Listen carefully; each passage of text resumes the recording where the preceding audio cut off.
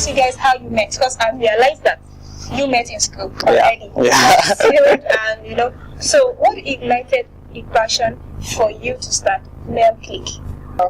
I would say a lot of things ignited our passion, and I think first of all, we back then in school, all this started back then in school. One of the things we both did back then in school was that based on our personalities, we used to gather a lot of materials when it comes to resources, books, audios, and all that. And as we went on in school, we realized that we also have this headache of people coming to ask you, can I get a book on this? Can I get a book on this? And it's always very crazy at that time. So people just call you, do you have that audio of this? So because even if there was a program being done in Lagos, people will call you and ask you, have you gotten the audio? Have you gotten this book on this? So they always felt that we were always on top of things that have to do with information and all that. And so at the point we just both sat and said, okay, look, we have a lot of friends that ask us about all these resources, but why not let's just make this thing more, let's just put this thing somewhere where everybody, because if our friends are asking for it, that means that we have a wider community out there that actually needs what we do. Understand? So that actually, based on our discussion or our whatever, we eventually agreed on starting what we call Get Inspired Nigeria. Now, Get Inspired Nigeria was basically like an empowerment project. So what the sole purpose of it was to share resources. We wanted to share books, we wanted to share some of the audios we have, we wanted to share all that. So we eventually built it on our backs. Like I had to use our own money. We had to put in our own time and all that. So it was quite tasking, but we built it. Build, fail like 3 times. Each time we built, we had to build from scratch. So the first time we built, it was a mess. We had to take it down, build again. Mess. Brought it back again, build again, another mess. I like that spirit. It was really it was awesome at that time. But I want to say the other thing. But then it was really the passion that drove us to continue. Because the thing was, at that time, the reception we got at that time made us feel that yes, we really needed to make this thing work. So we ran Get Inspired Nigeria for some years, like about 3 years. About 3 years. We ran, but then it wasn't at some point. We had a plan, we had the model we were trying to work with, but it just didn't work out because it was quite for us to, because back then it wasn't like now that we have all these resources we have now. Years back, 5 years ago, 6 years ago, when we started all this, the truth was the infrastructure at that time was more expensive than what we have now. You understand? So we needed to upload audios, we needed to upload ebooks, and you know how heavy some of these things are back then. So we can imagine the quantity of capacity we needed, and all that we needed at that time. So we sponsored it on our own backs and our own handed money. So we felt like we could get sponsors, we could get people to help us push this project further and all that. So we went around trying to get sponsors and all that. We did that for like a year plus, but we didn't really get people. So we felt let's just scale down the project rather than kill ourselves.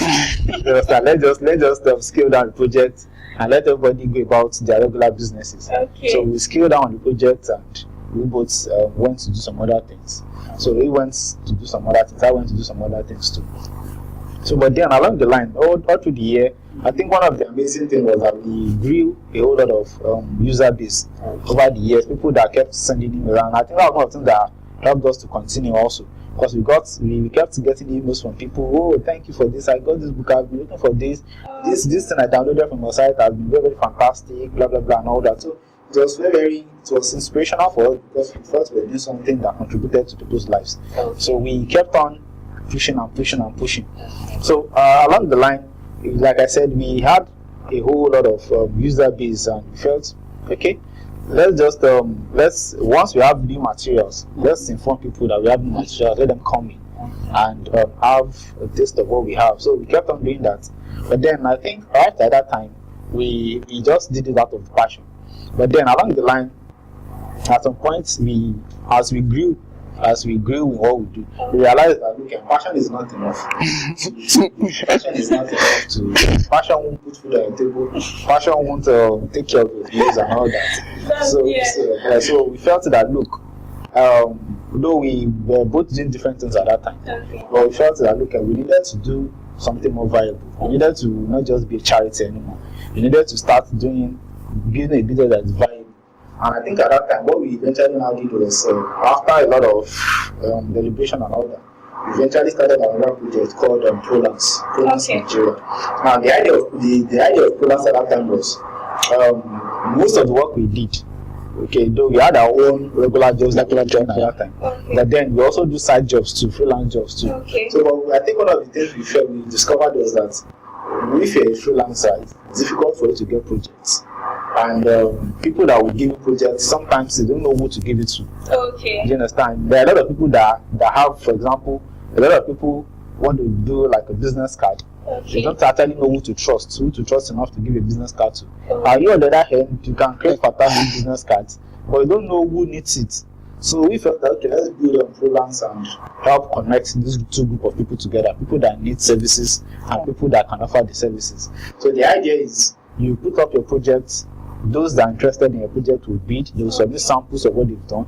Then if you're interested, then you just look at probably their profiles and all that and pick who you want to work with and move on. So that's how it all started. So we felt that really let's just do it that way. So we started Prolance and it worked out. It worked out at the start. We had, based on some of the things we did, we had to, like I said, we actually had grown over time. So we had learned a lot of things, we had discovered, stumbled on things, we had failed on some things. So based on all the combination of everything, we at least have an idea of, these are the kind of things that work out, these are the kind of things that don't work out. So eventually when we did Prolance, it actually worked out at the start. We got people coming in and all that. But then I think the challenge is, I think we came too early. Prolance is like it's like an outsourcing platform. Like Inlands. Yes. Yeah. But then we felt that because one of the things we always wanted is let's do something that we can call our own. You understand? That Nigerians can call their own. Because it's not just about there's lands. And it's bidding in Naira. Yes, bidding in Naira and all that. So we started Prolance, and as I said, we were quite excited to do things that we felt would matter to people. And I think in the long run, we realized that over the months, because of the nature of what we did, that if people have projects, we needed to email other people that were interested in the projects. You have this project and all that. So, we realized that being able to manage the communication was a little bit difficult. Because the truth was that we sent emails on our own. But then the truth, we realized that we're spending money a lot on emails and all that. Because one of the things most people don't really understand is when you start having a huge volume of emails to send, there's not this single infrastructures. Now the problem is the more your list, as in the higher your list is going, the more bills you have to pay. Understand? And one of the things also is that most of them actually do monthly plan. So we just felt that we were spending so much money on emails, and I think at that point we just told ourselves, come on, there's really no big deal in this thing. Why not just take up the challenge? Why don't you just take up the challenge and all that? That these guys, we have something we are using. We too can set up something on our own, and that's why we're just more like we just seem to agree at that point. We needed to just do this thing. And that was how we started, and we started working towards developing and all that. We asked, what do we need to get this thing running and all that. And by God's grace, we were able to come up with something quite impressive. Something that we felt would work. And we tested it for some months. We did the beta testing for some months and all that. We also worked with some people that helped us to review what we were doing and all that. And from there, we decided to, when we saw that looks like something that would work, we decided to open it to the public. Alright, well, there are so many email marketing softwares out there that I have used personally. I've used Mailcliq, I've used Constant Contact and other stuff. Now, why did you guys pick on Mailcliq? When you go to your site, you send email, I think, better, faster than Mailcliq. Why that Mailchimp part? Okay, basically Mailchimp is, well, I would say, it's still the most popular. Okay. So if you are trying to explain a product to someone, okay, it's actually better to use something that the person knows very well, that person understands. Okay. So that will now form a base of comparison. Okay, now how are you now better than them? Okay. So that's why we chose Mailchimp. Alright. So you just, when I got to the site, when my PA gave me the list of startups that just came up, exciting ones. Okay. And I went to your site, the first one, see what's better than Mailchimp, and I use Mailchimp. So I do have a lot of about 1 to 2 issues anyway. Okay. So when I saw it, I was like, okay, apart from interviewing this guy, I think I will have to test them out. Okay, like your company, how were you able to? Did you guys build the platform? You built the Mailcliq platform. Yes, everything was built. We built the Mailcliq platform. Okay. And I think part of the building process was, just like I said, I think one of our biggest passion had always been to do things that we can call our own. Okay. So it wasn't just that we wanted to also build an email platform. Like when we both agreed on the fact that we were going to probably build this thing, probably because of what the need we saw at that time. Okay. We also felt that look, anything we build has to be something that Nigerians, Africans can call their own. Okay. Understand that, okay, if you have Mailchimp, which is a global stuff, okay, we also have Mailcliq in Africa. And that's what you do. Okay. Understand? The same way people talk about Konga and Jumia, and they try to compare them to Amazon. Understand? So I think for people like us now, I think one of the most painful things I think in recent times was when they said people was coming to Nigeria. Okay. And we were like, wow, so there's nobody to actually really deal with these guys. Understand? Yeah, people is coming to Nigeria. People were missing us really bad. Understand? So we felt that we would have had like a platform that people would actually look at, say, wow, we have to really find a way of getting these guys. But it's not late. They have been doing a lot of shakara for us over time that they were not going to come to Nigeria. But thank God for Jumia, Konga, and some other e-commerce sites that have really given Amazon a shift. So when they saw that, I think they are missing the biggest economy in Africa. They decided to pursue us head on. So I think no thanks to them. Okay, thank you, PayPal. But I think you guys are really going to enjoy yourself in Nigeria here. We are huge. So I think that just for me, we just felt that okay, let's do this. So like part of the process is rather than like one of the things that probably people would say about Mailchimp is this other business. Probably have to pay in dollars and all that. Okay. But then we decided to say part of the things we set out to do is let's see how we can also accept currencies. And I think PayPal will do it well for you, because if you put PayPal on there, if I'm not in Nigeria and I want to use Mailcliq, I could use the PayPal option. Yeah. Yes, we have 3 major payment platforms. Okay, we have the regular InterSwitch. Yeah, where you can use your Nigerian ATM cards and all that to pay. Then we also have to checkouts. Okay. That's for those parts. Yes. What currency does it take? It takes just works like on PayPal. It works. Okay, checkout is basically they take over 200 currencies. Wow. Globally. So to check out the navigator. So before PayPal came, they were accepting Nigerian cards. Yeah, they accept Nigerian cards. Okay. They accept Nigerian merchants. Okay.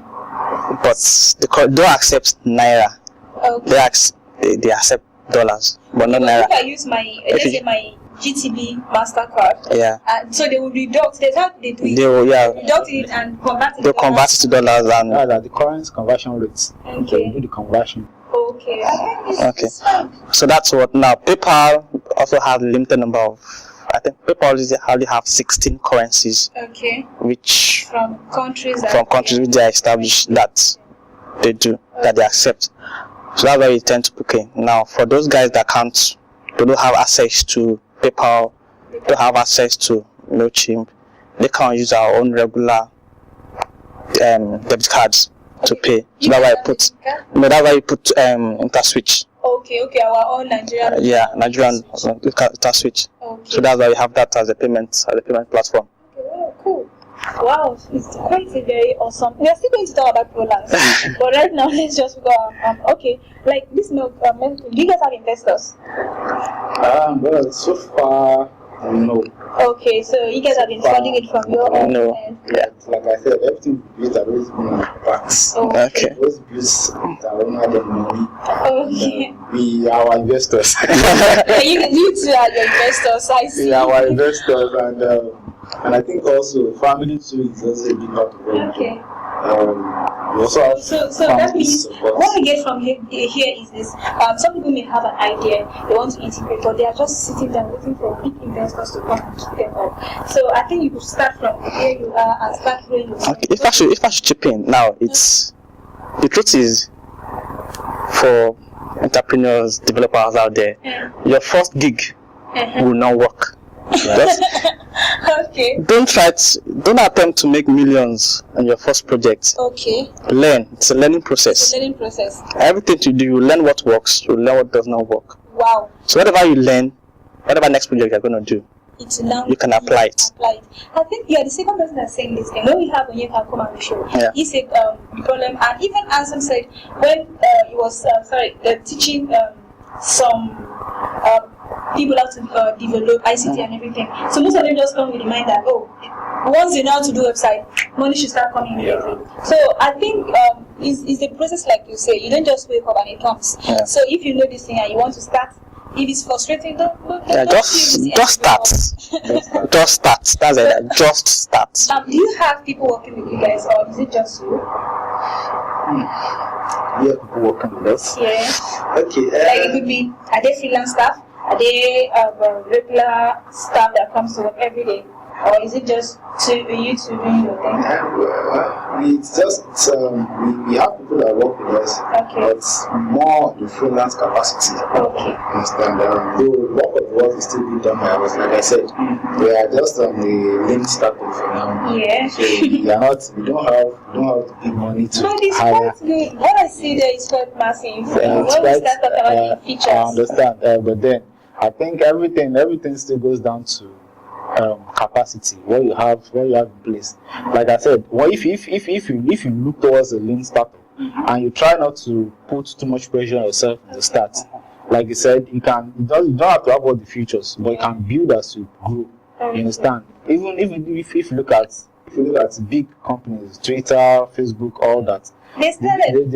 It's like gradual. Yeah. It's like gradual. Like the first day I saw the first interface of Facebook, the first thing I asked was what was Mark thinking when he created this? They just released Mashable just released the how they look like. And that's when they started. And at launch. Like even me, I was like, what is this? I was like, what's this? Understand? So really, One small face. yeah, that's what I'm saying. It was really looking so terrible. Even Google was like, what? I can't explain. You understand? So you now understand why it's better. Though, well, because of all these companies now, there are more emphasis on the quality of your UI. That's your user interface. There are now more quality, more expectations, okay? Yeah. Because now people don't just want to experience nice technology. They just want to see nice technology. Yes. Now, see in the sense that they want to see that what you have is beautiful, is nice, flashy, it's all that. Then they can now say, okay, let's test whether this is functional or not. Okay. You understand? Like one of the things we like when we were trying to choose a payment option for our card, that's for the site. That's the one that we use, the interface payment option that we use. We had like 5 or 6 options that we were looking into. And funny enough, or strangely enough, it was probably the homepage of their site. We actually used serious. Exactly. Yeah. Because for us that was our first impression. Yes. That was our first contact to them with those payment guys. So like their homepage or their web design. Does it look nice? Like how serious are they? Basically that's how people judge anyway. Yes. That's how people judge before you actually start thinking of the features and technology of their platform. Yeah.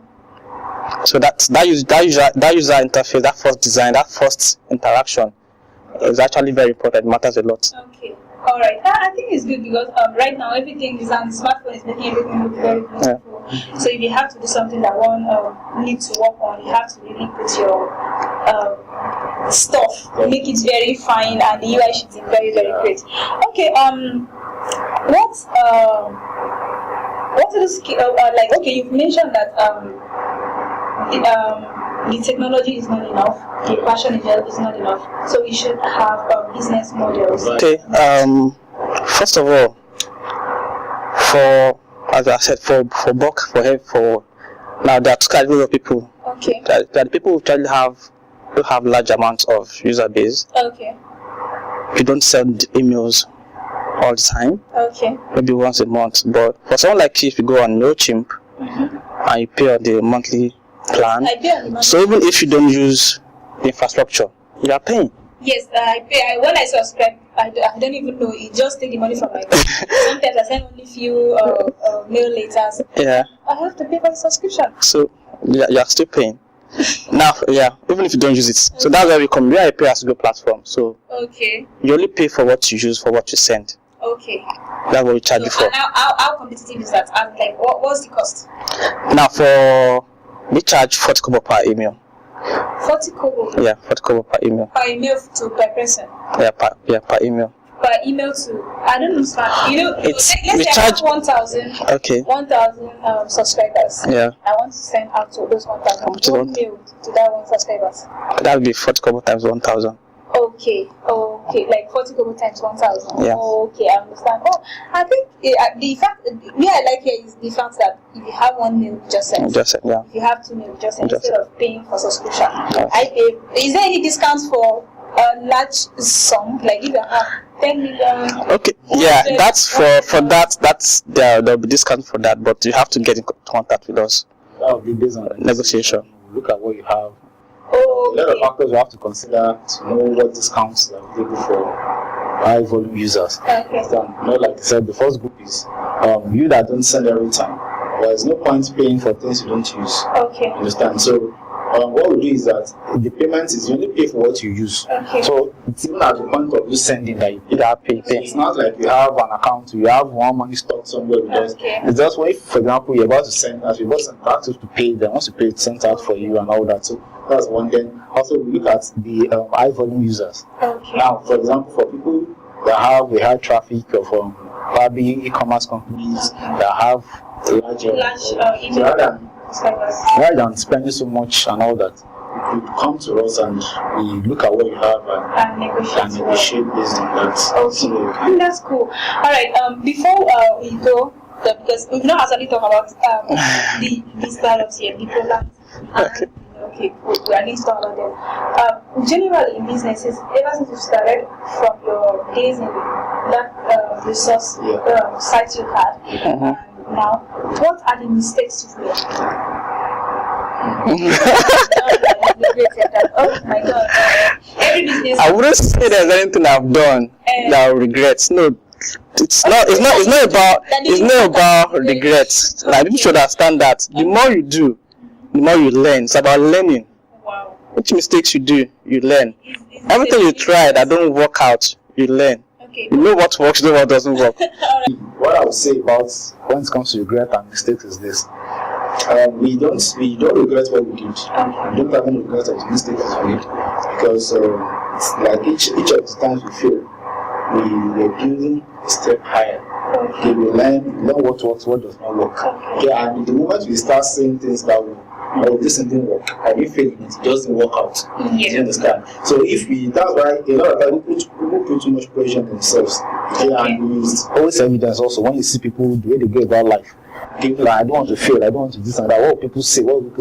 Yes, do you understand? But the truth is that clearly identify what works and what does not work. Okay. If you know what works, leave one that does not work. Move on with one that works. But I say a lot of times people want to hold on to that which does not work because they don't know what people will say. Okay. You understand? So a lot of times people. So but the thing is that the moment you're able to understand that, look, you have to learn that what does not work, leave it aside. Understand? Then move on with what that works. So what works might not be so big than what you failed in. But you've actually learned something key that you need to hold on to. Understand? And move higher. So I think for me, what I would just say is when it comes to business and mistakes and all that, what I would really say is, just like I said earlier, passion is not enough. You also need to understand how to build a viable business model. And the truth is, anything you do, I've seen a lot of passionate people that feel that, okay, once they can drive what they want, like once you are passionate enough to do what you want to do, you can always achieve anything. But it doesn't really work that way, because people that will support what you do, and which is one of the lessons we've learned, people that will support what you do, okay, they won't support you because you are doing charity. Okay, they won't support you because they see that, okay, this is the thing these guys are doing is fine. And I think this is one of the reasons why we failed, or one of the reasons why Get Inspired Nigeria didn't really grow as we wanted it, was because most of those that we went to saw a great project but didn't see how viable it's going to be. Do you understand? Okay, because there's no point. Just like you have a car. I mean, just like you have a company that does some things, and you are just putting in money, you're not actually getting anything back. You understand? Because even NGOs now are actually doing business by the side now too. You understand? That's the truth. So you see NGOs now selling souvenirs. You see NGOs, because the truth is we are moving from that phase now to a phase where we have to learn social entrepreneurship. Yes. So which is where I'm going, really. You understand? So even if you're going to be social, be an entrepreneur in it. You understand? So that's just my own take on it. Okay. So there are no regrets. I think it's just the learning process. No regrets, just learning process. Yeah. Okay. Okay. All right. Great, guys. Great story. Great. An amazing passion. You know, I see drive. I see someone not trying to get discouraged. You had a lot of things that you do, and then you feel that, okay, this was like the stepping stone, and then you moved on and on. You guys are really amazing. I'm really excited interviewing you guys, and I think and I believe that somebody out there who has tried something that didn't work out is not tired. You're going to learn from you guys and keep going, and then try to get what you do at the side that brings more money for you to sustain. If there is no, we've heard you guys say there was no investor. You become your investors, and then you're doing this thing, and your startup have been featured on TechLoy, TechCrunch, and some other top technology media organizations. And I think it's really exciting when you look at yourself and you see the things that you've done. One of the things that I like about ICT or startup is about seeing what you create. If you're offering a service to somebody, I sweep this place and I get this per month, you don't see it. But when you have a startup and then you see it, the mere seeing it is okay, you know, to start with. It's okay to give you the joy and the drive to continue. And you guys have done all that.